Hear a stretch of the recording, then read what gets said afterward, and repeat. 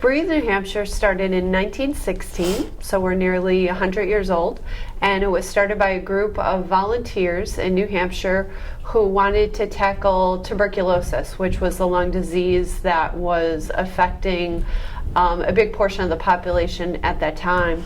And over the years, it had shifted its emphasis from tuberculosis once antibiotics came out to diseases like asthma and chronic lung disease, lung cancer, things that really are caused by how we live our life every day, our lifestyle.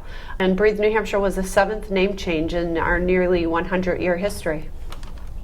A few years ago, in 2008 and 2009, prior to me getting here on the staff, Diane and some other folks on staff started investigating ways to use the messages and the experiences of young people to also incorporate into our awareness and program activities about lung health and the use of tobacco and tobacco use prevention. And one thing that has been noted over time by many organizations and public health agencies is that youth do have a lot to say and a lot of energy when they present their messages, and a lot of people enjoy listening to them, and it takes a project and just presents a different side to it. The mission of Breathe New Hampshire is to eliminate lung disease and improve the quality of life for those living with lung disease in New Hampshire. So the best way to eliminate lung disease is to stop it before it begins. So that was kind of the theory behind the youth network. In order to prevent lung disease, we really need to work together with youth, get their creative ideas, get their energy. And we wanted to tap into the strengths of youth. Adults come to the table with certain strengths, youth come to the table with certain strengths and skills. And we wanted to provide a platform for youths and adults to come together and use their strengths and have youth really help us come up with messages and activities that would be appropriate, work really well to get the attention of other youth across the state and adults. So that's how it started.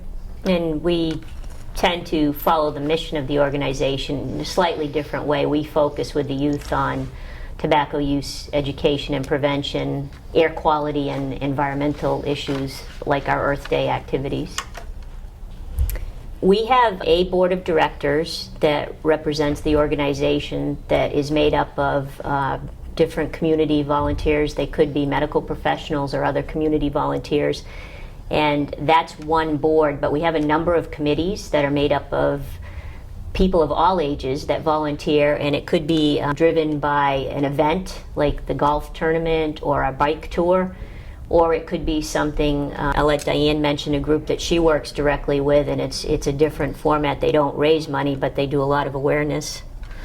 We, as Kim said, we work with a lot of different volunteers of all ages, and our committees and our volunteers have been with us for years, and we couldn't do all that we do around the state without the help of volunteers. So we have a bunch of different committees. One is our lung health awareness team right now, our board of directors, our volunteer action committee. So all different types of committees that use volunteers in many different ways to get our message out there. Some of the unique things that the Youth Advisory Board members have been able to accomplish is they have an immediate impact when they're seen in public. An example would be when they testified a couple years ago about electronic cigarette legislation. They were actually able to provide testimony before both the House committee and the Senate committees. And at the time, Governor Hassan was Senator Hassan and chaired one of the committees, and she made an observation that she wished that the members of our Youth Advisory Board and other youth organizations had spoken first, because she said they were well prepared, very animated, and good to listen to. So when youth are given an opportunity and well prepared and interested in a topic, I think their presentations really are well received and they get the message across very nicely. That's one way to have an impact. To make partnerships and collaborations in the community is another way. We work with, for example, Raymond Coalition for Youth, Pembroke Academy Key Club, Nashua SAD, We work with different programs, and sometimes that gives our members and their members an opportunity to connect with people and other youth that they might not normally see. And then one of the things that I enjoyed was we recently held an advocacy workshop that Breathe New Hampshire board members, adult volunteers, and youth advisory board members attended along with their parents. So that was a nice mixture, and it's a great opportunity to have all those volunteers from different aspects of the organization see one another and hear what other people are doing.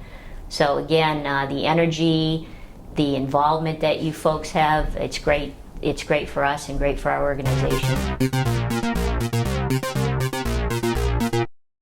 The purpose of the project was to raise awareness about the effects of tobacco use in New Hampshire, and each shoe represented the number of lives lost in New Hampshire each year to smoking. Seeing the number of shoes pile up and knowing the shoes represented actual people that died in New Hampshire really hit home.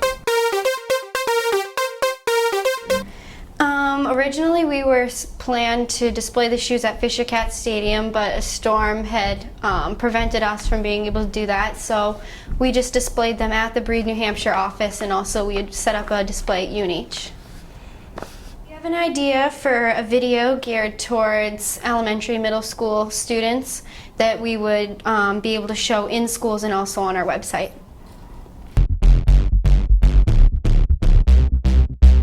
We would love to take it around to different health fairs and also schools in the area.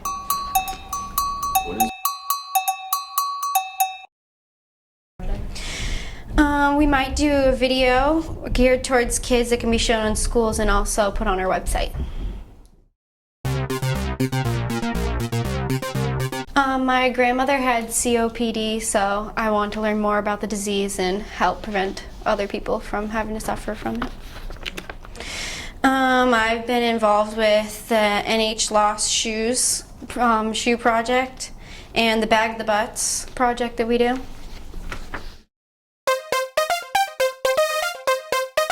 It's very important to educate people and let them know about the effects and the long-term effects that occur when smoking and secondhand smoke affects the lives of people. With the Breathe New Hampshire program, we're always coming up with new ideas to educate people on tobacco use, and we're always generating ideas like new displays and trying to get in touch with kids at a young age.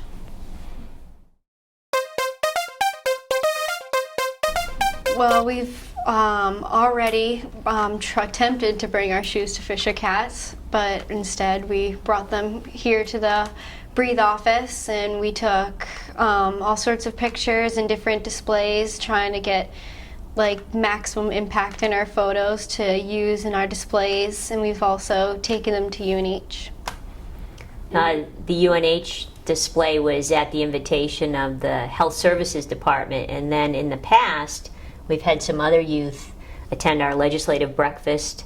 We displayed the shoes there. We had a small display at our annual bike tour event at the finish line, and then we've also had some of the shoes displayed at our annual volunteer celebration.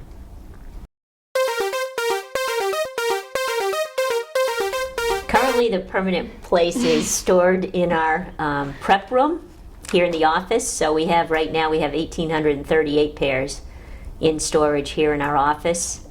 And we'll see if there's any other possibilities for collaboration to see if any other groups would like to use them in displays. The request came in recently for the annual Kick Butts Day. That's how they were used at UNH and at Colby Sawyer College.